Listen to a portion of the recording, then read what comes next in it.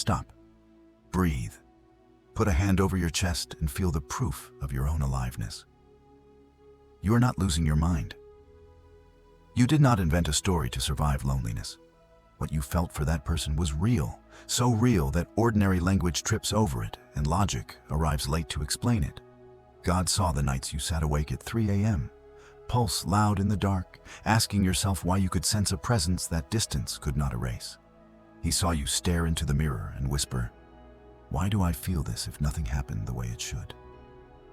Today, let this be said plainly and with tenderness. That connection was not a trick of longing. It was soul recognition.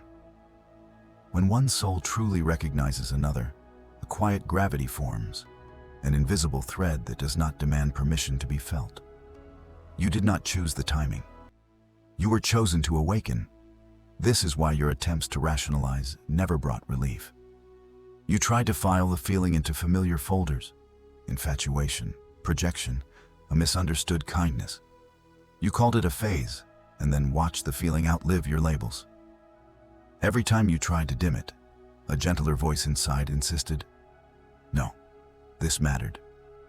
Not because you were meant to grip the other person like a possession, but because God allowed this encounter to reconfigure you at the deepest level. He did not send this to confuse you or to punish you. He sent it as spiritual school, as delicate surgery on places that had grown numb. The intensity you felt was the light turning on in rooms you had not visited for years. Rooms for tenderness, courage, honesty, and the kind of love that does not hide behind rehearsed defenses. If it hurt, it is because everything profound stings when it is being born. You were not merely loving someone. You were remembering how to love. Without masks, without bargaining, without trimming your heart to fit a smaller container. And yes, there is a truth that can be hard to hold at first. Not every holy connection becomes a conventional relationship. Some connections are bridges, not destinations. They exist to carry you from who you were into who you are becoming. That does not reduce their worth. It multiplies it. Bridges save lives. They move you across waters you could not have crossed alone. The sacred purpose here was never dependency. It was freedom. Freedom to feel without self-destruction. Freedom to bless what is true without forcing a script. Freedom to let God be God in the timing of all things. So listen closely to the peace stirring under your ribs even now. What is true does not shout. It remains. If you felt a deep rightness at any point in this journey, a calm that arrived without explanation, that was God's signature. He was not asking you to build a shrine to a person, but to honor what the encounter revealed. Your heart is capable of loving fully. Your soul is capable of recognizing truth without spectacle. You are capable of walking forward without needing to control outcomes to feel safe. The awakening has done its most important work. You are more whole than before. You can bless the other without grasping and bless yourself without apology. You can trust that what is yours by truth will not require you to abandon your peace to keep it. Here is the clear solution this message offers, the one your nervous system has been craving. Let love mature into peaceful clarity. Release the need to understand every chapter while God is still writing. Trade anxious analysis for quiet consent. Practice a kind of courage that does not chase, but remains available, steady, and honest. Remember Jacob and Rachel if it helps. Time did not dilute love. It deepened the heart that carried it. The point was never to prove your worth through pursuit. The point was to become the kind of person who can steward love when it arrives. Cleanly, kindly, and without fear. If this spoke to something you already knew but could not name, keep this conversation alive with us. Subscribe now so these reminders of peace and purpose can find you exactly when you need them most. On the days when your heart is steady, and especially on the nights when it forgets. Begin where the body tells the truth before the mind assembles its alibis. The breath that suddenly changes when a certain name crosses your thoughts. The pulse that taps a quiet code at 3 a.m. The unprovoked warmth in the chest when you pass a street you once walked together in silence. These are not theatrics. They are instruments tuning to a note your memory cannot supply, but your spirit remembers. Soul recognition is not a spell or a slogan. It is the sober description of what happens when the deepest part of you identifies something holy in another. And the identification arrives faster than language. You did not study for that moment. You did not rehearse it. It outpaced your categories and then stood there, unembarrassed by your delay, waiting for you to admit what you already knew. This matters. The first confusion comes from our training to distrust what cannot be diagrammed. We want contracts, timelines, and guarantees. Recognition brings atmosphere. It does not ask your permission to exist. It asks your courage to be honest about what exists. So the mind begins its rescue mission of rationalization. Perhaps it is nostalgia, perhaps loneliness, perhaps a projection stitched from tired hopes. And yet the body continues to testify. Less drama, more data. Your breath lengthens, not because you are excitable, but because you are at home. Your shoulders lower, not because you surrendered a standard, but because your nervous system recognizes safeness. Soul recognition is a physiological event long before it is a philosophical debate. It is familiarity without biography, reverence without performance, a sense of "I have known you" somewhere true without needing to excavate past lives to justify the sentence. Does this mean every powerful feeling deserves a throne? No. Let us be exacting, because precision is kindness. Recognition is not permission to abandon wisdom, rush commitment, or ignore character. It is a doorbell, not a deed. It alerts you to possibility. It does not absolve you of discernment. The holiness of the experience does not excuse you from healthy boundaries or pace. On the contrary, the truer the recognition, the more gently you move, because sacred rooms are not entered with muddy boots. You will find that authentic recognition sits you down rather than winds you up. It composes you. It steadies your eyes. It reduces your appetite for spectacle. It makes you quiet enough to hear God's questions. Can you honor what you see without grasping? Can you bless what is revealed without scripting the outcome? Can you let truth refine you, even if it never becomes the story you imagined? Why would God allow such a meeting if it might not mature into the relationship your heart immediately sketches? Because God is a gardener and a surgeon, and both vocations require timing. Soul recognition is often the anesthetic and the instrument for spiritual surgery, a way to reach rooms in you that ordinary days could not access. The connection reveals what your fear had covered: deeper tenderness, unlearned patience, a capacity for honor that does not flinch when vulnerability asks to be felt. It also reveals what needs healing: reflexes of control, habits of self-protection that masquerade as prudence, the quiet bargains you make with worthiness. In this sense, recognition is generous even when it is unsustainable as partnership. It leaves you remodeled. The walls inside are straighter. The windows admit more light. Your prayers become simpler and less theatrical. Make me true. Keep me kind.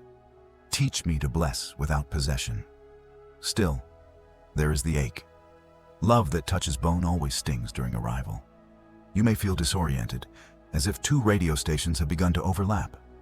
The old frequency of guardedness and the new music of openness. Do not panic at the static between them. That static is not failure, it is the sound of retuning. When you treat the ache as proof of danger, you fortify your old walls. When you treat the ache as proof of birth, you open the window and let the air teach you how to breathe again. One practical way to cooperate is to exchange interrogation for observation. Instead of asking, "What does this mean for us?" ask, "What is this revealing about me?" Instead of demanding timelines from heaven, offer availability on earth. Make me a person who can carry love cleanly, whether with this person or with the one who is truly mine, by peace. Soul recognition also clarifies the difference between love and possession. Possession says, "If this is real, I must have it in the form I prefer. Love says, because this is real, I will honor it in the form that is true. Possession makes demands on timing. Love bows to timing. Possession requires the other to resolve your wounds. Love welcomes healing and refuses to outsource it. When you move from possession to love, you become strangely freer and more faithful at once. Free from the compulsion to force, faithful to the dignity of what you have seen. Your prayers change keys. You stop pleading for control and start asking for capacity. You do not chase omens to quiet your panic. You cultivate peace so the truth can find you without shouting. There will be signs, some loud, most quiet. The loud ones are for beginners. The quiet ones are for those who have learned to listen. A true sign of recognition is not a dramatic coincidence that leaves you breathless and frantic. It is the serene, of course, that settles in your bones. It is the verse that meets you twice in 1 week and reads you instead of you reading it. It is the posture in conversation where you stop performing and discover that ease is not laziness. It is alignment. Hold such signs with open hands. Do not display them like trophies. Tend them like seedlings. Give them the water of prayer and the light of honest action. Protect them from the trampling feet of gossip and the frost of cynicism. And if a sign withers under the sun of time, let it return to the soil without bitterness. Not every sprout is meant for harvest. Some are meant to teach you the season. Perhaps the most healing fruit of soul recognition is what it returns to you about yourself. Before this, you loved cautiously, offering curated portions in exchange for safety. After this, you discover that your heart can love without disguise and survive. You may not yet know where the story goes, but you now know the quality of the love you carry. That knowledge is not small. It is a passport. It marks you at the border between the life you managed and the life you are ready to receive.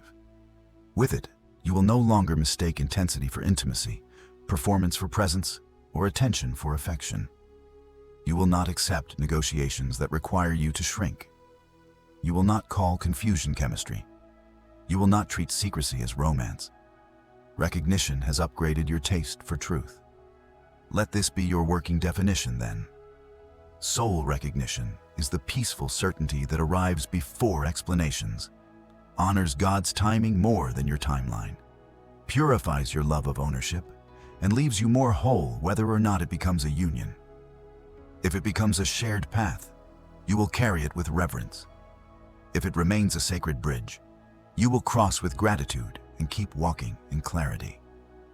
Either way, nothing was wasted. The God who permitted the meeting will redeem the meaning. Your task is not to solve the mystery by Monday. Your task is to remain honest, gentle, and brave. Honest about what you felt, gentle with your own unfolding, brave enough to let peace, not panic, be your compass. When you do, the invisible stops being unbelievable and becomes what it has been all along, unmistakable. There is a gentler explanation for why this love arrived like lightning and lingered like weather. You were not being punished by confusion. You were being invited into purpose. When something holy brushes your life and refuses to fit inside the boxes you prepared, it is not chaos by accident. It is choreography. God does not throw dice with your heart. He permits meetings that look improbable because they are not trying to satisfy your craving for certainty. They are trying to satisfy your soul's need for becoming. So step out of the courtroom where you have been arguing your sanity and come into the sanctuary where things are named for what they are. This connection was not a prank. It was a permission slip, signed by Love himself, that authorized a deeper work in you than comfort could ever accomplish. You felt more than you could explain because God was speaking a language that bypasses arguments. Recognition, reverence, readiness. The first layer of this permission is revelation. You were allowed to see the blueprint of your own heart under bright light. Before, you loved with careful rations, as if affection were a finite resource. Then, without your consent, your heart rose to full height and showed you what it could hold. That sight was not given to shame you, for years spent guarded. It was given to awaken the capacities you would soon need. God uses unusual encounters like flashlights in attics. Dust dances in the beam, and you finally notice what has been stored there all along. Unspent tenderness, unspoken prayers, a courage you thought belonged to other people. You do not become smaller after seeing that. You become responsible. Permission always comes with responsibility.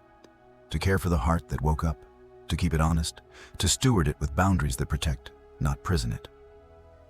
The second layer is purification. Divine permission does not endorse every impulse you attach to love. It refines them. It separates affection from possession, longing from lack, desire from demand. The same fire that warms also burns away debris. That is why it stung. You felt a holy grief for the versions of you that could not continue. The pleaser who bought intimacy with self-betrayal. The skeptic who negotiated against wonder to avoid disappointment. The strategist who mistook control for safety. Their voices get quieter when you accept that love is not a bargaining chip. It is a place to stand. God permitted the meeting to teach your nervous system the posture of truth. Shoulders down, breath long, hands open. From there, you bless what is real and you stop rehearsing what is not. The third layer is redirection. Permission is not always a green light to proceed with a person. Sometimes it is a compass pointing you back to God and forward to wholeness. You were not teased with almost love. You were trained in true love's mechanics so you could stop mistaking sparks for fireplaces. Listen to how your prayers changed during this season. They lost their negotiations and gained simplicity.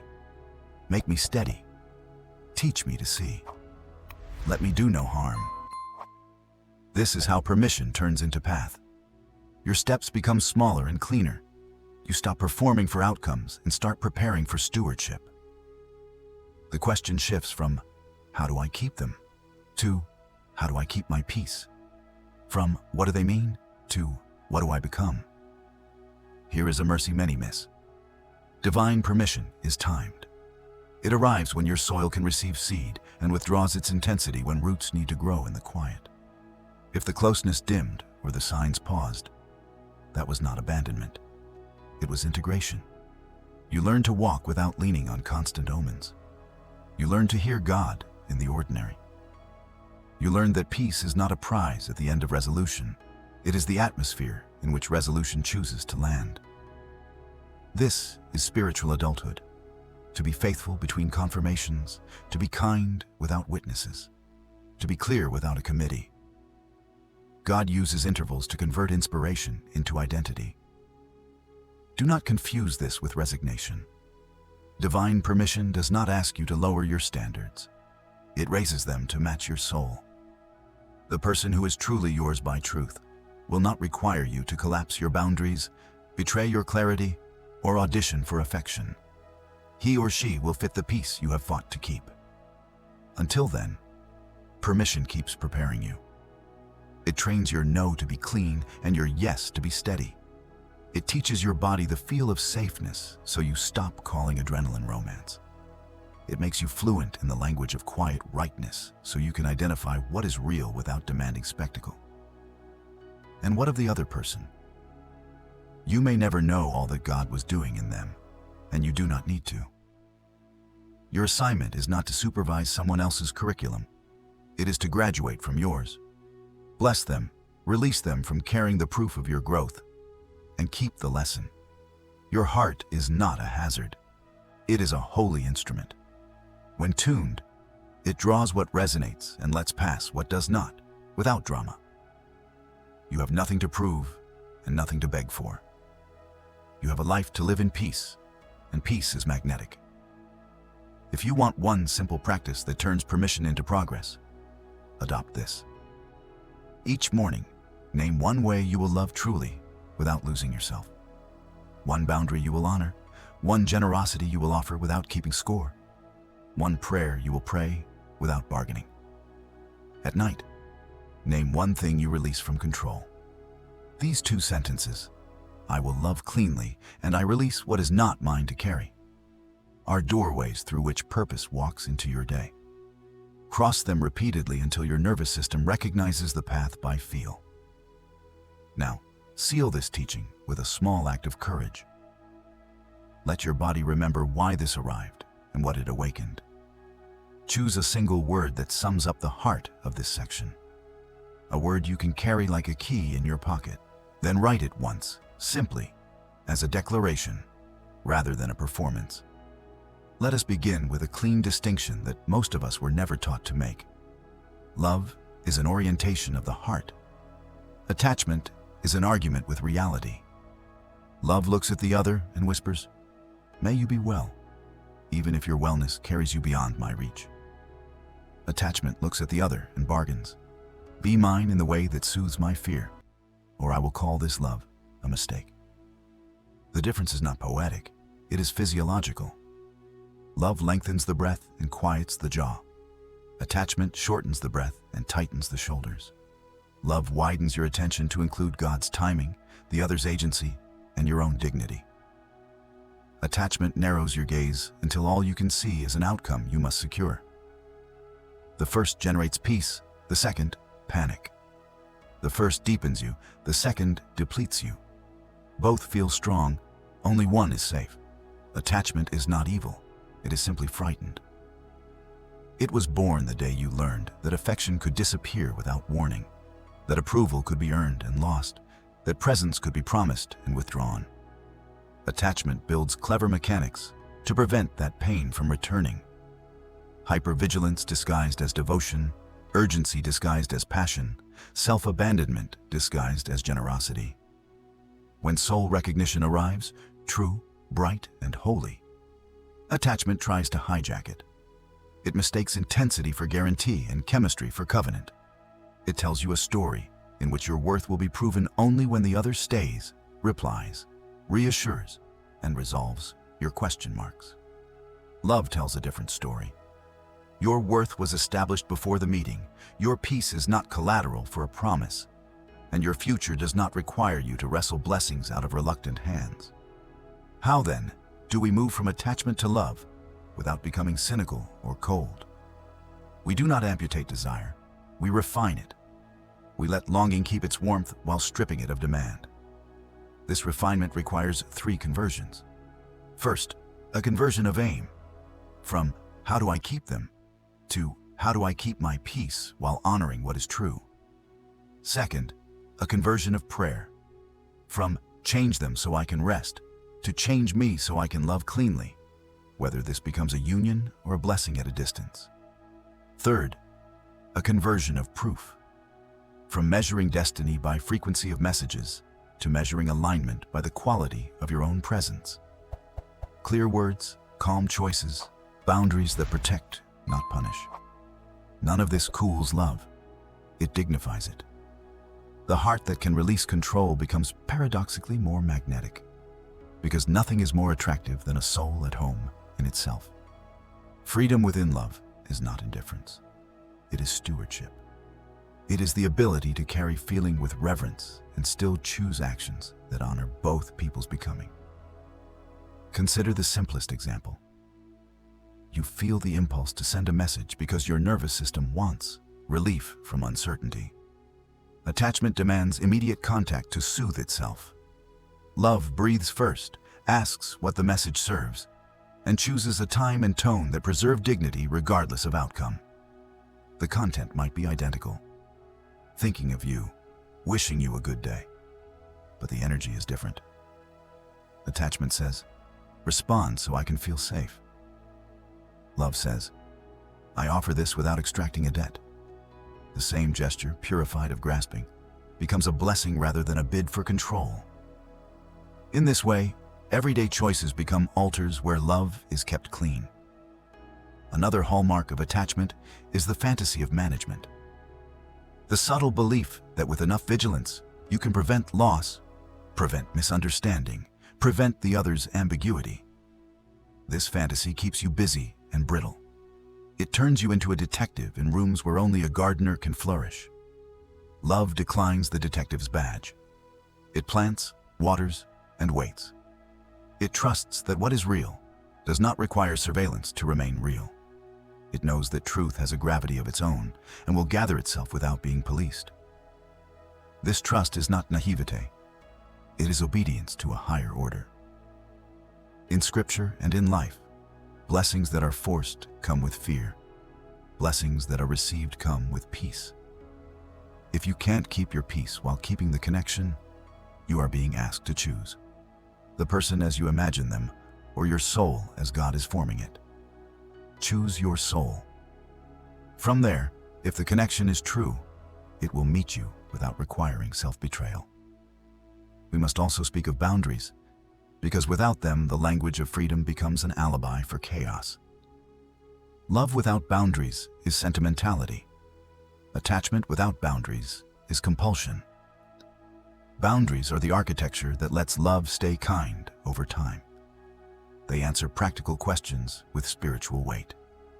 How often will I initiate?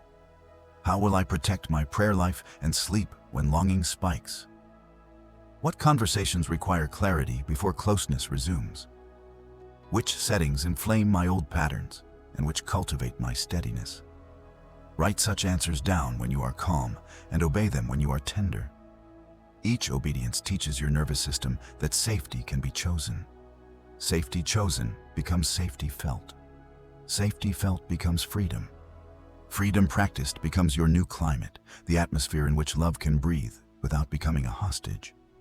What finally does freedom without possession look like in a life that still longs? It looks like blessing more than bargaining, listening more than advertising, pacing more than pushing. It looks like praying for the other's good, even on days when your path does not intersect. It looks like telling the truth to yourself quickly. Today I am missing them. And then doing one concrete act that honors your becoming rather than spiraling into performance. Drink water? Step into sunlight. Complete an honest task. Call a friend who tells you the truth without spectacle. It looks like releasing the need for dramatic signs and letting quiet rightness be enough.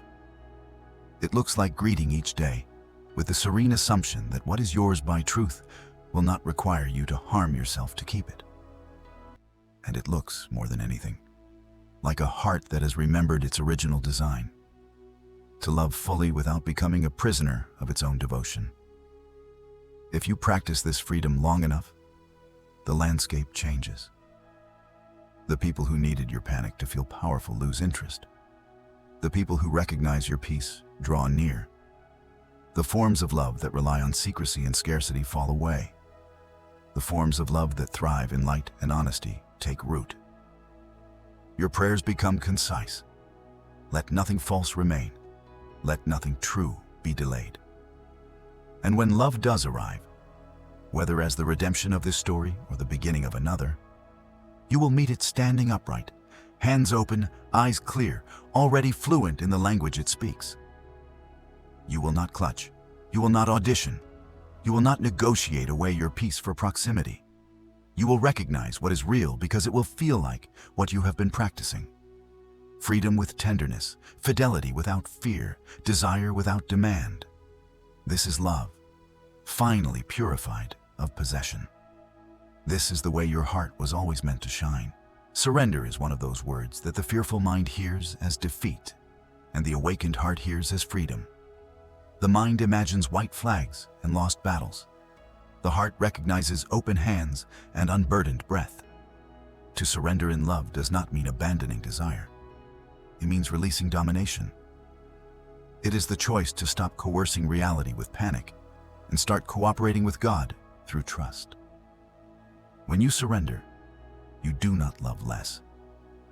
You love cleaner.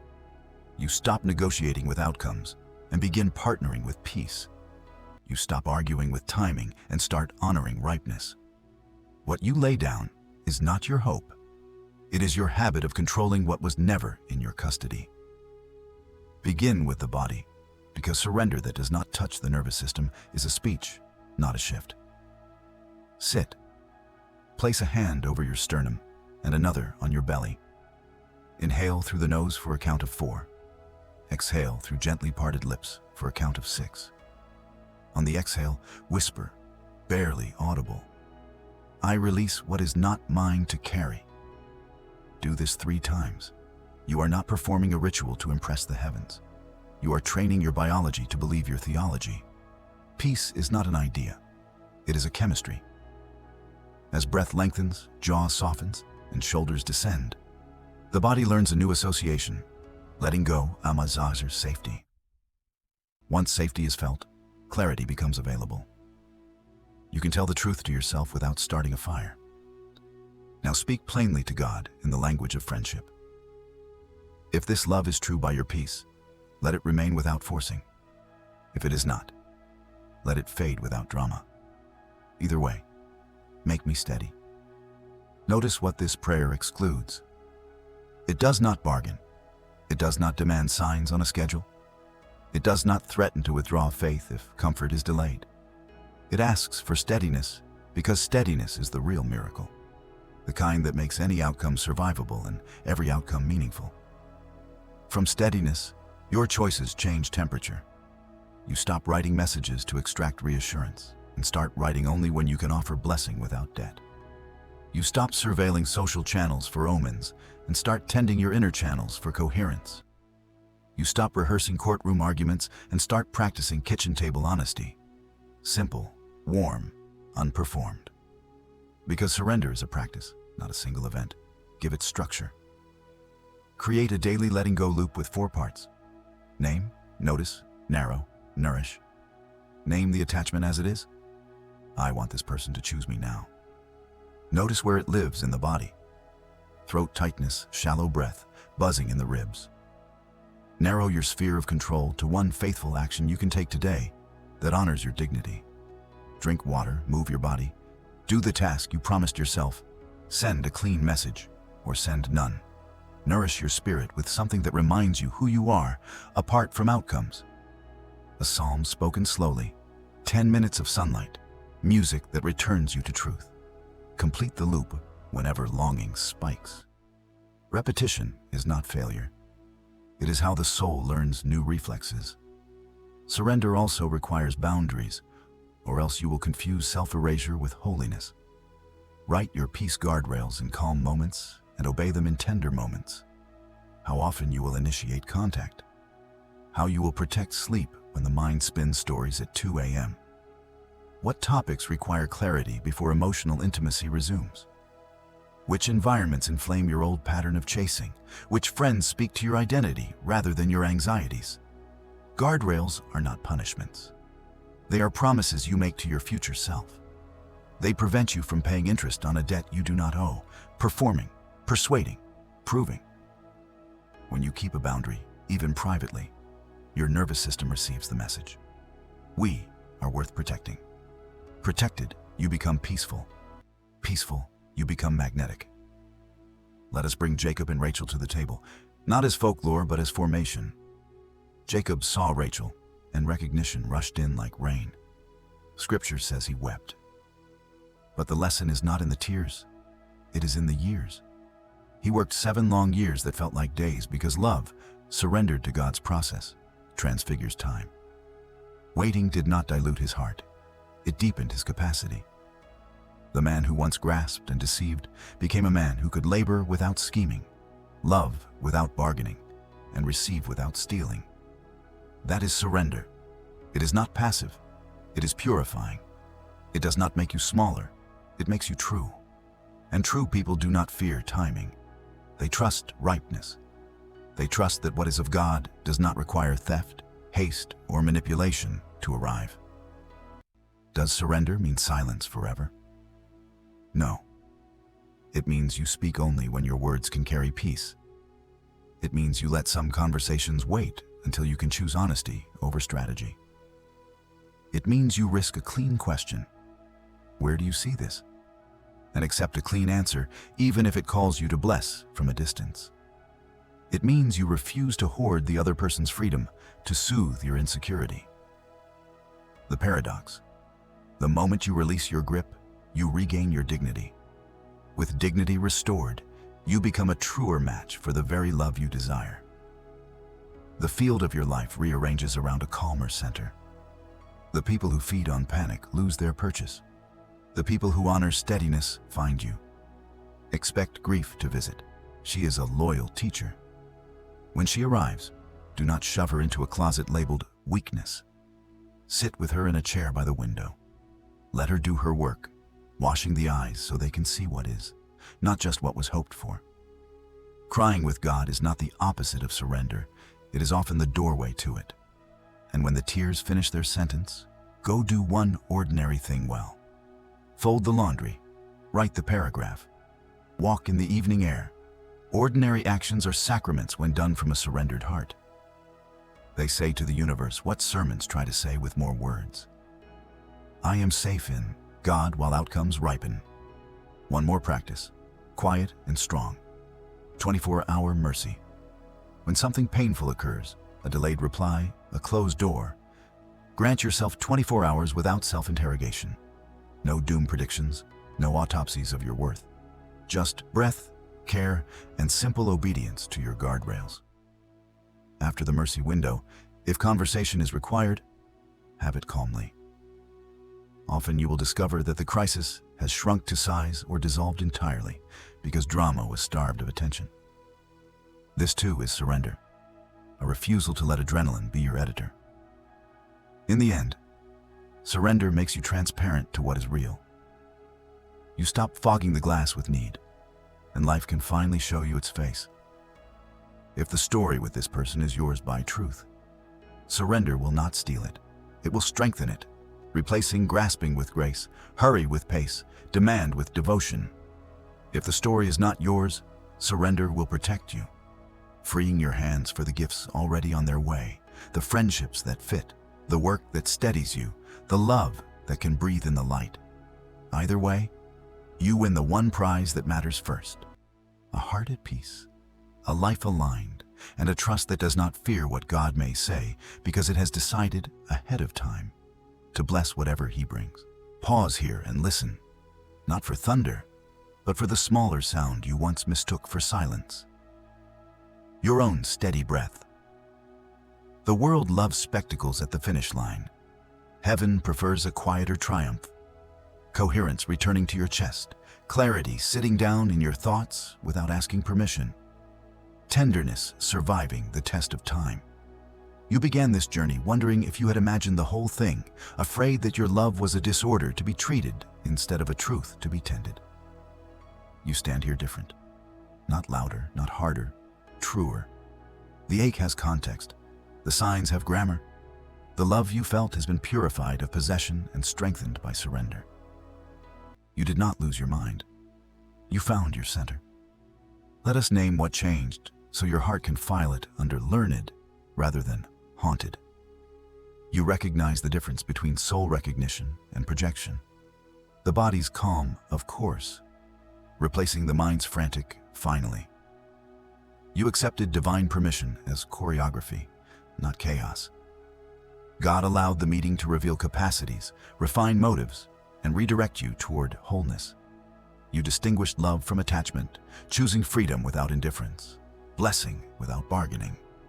You practiced surrender, open-handed and dignified, trading management for trust. You began becoming whole on purpose, calming the body, clarifying identity, installing boundaries, keeping rituals that make peace practical. These are not ideas pinned to a wall. They are behaviors etched into your day. They are how you will continue to live when the mood shifts and memory calls you back to old rooms. Will there still be weather? Yes, but you have instruments now. When longing rises, you do not deputize panic, you lengthen your exhale. When ambiguity visits, you do not interrogate fate. You ask a clean question and honor a clean answer. When the past knocks disguised as urgency, you consult the three tells of truth: peace, fit, endurance, and move only when your nervous system can stay seated while your feet take the step. You no longer gather omens like charms. You gather yourself, and gathered, you are guided. Carry forward a handful of sentences that travel well, the kind that do not wilt under pressure. I do not chase. I allow. I keep the note. What is mine by truth will not require self-betrayal to keep. I bless what was, release what isn't, prepare for what is. Peace is my proof. Let these be less mantra than method. Say them, then behave like they are already true, because they are truer than adrenaline and outlast every rumor about your worth. As for the person who awakened you, hold them with honor, not obligation. If your paths converge again by peace, you will recognize the fit without theater. If they do not, your gratitude will not be a costume. It will be the honest harvest of a season that gave you back your capacity to love cleanly. Either way, you do not stand at a dead end. You stand at a gate. The ground under your feet is not waiting room carpet. It is the first step of the next faithful path. Make space, then, for the ordinary holiness that keeps miracles from evaporating. Drink a water before you open your phone. Touch sunlight with your face. Tell the truth kindly, sooner than you're comfortable.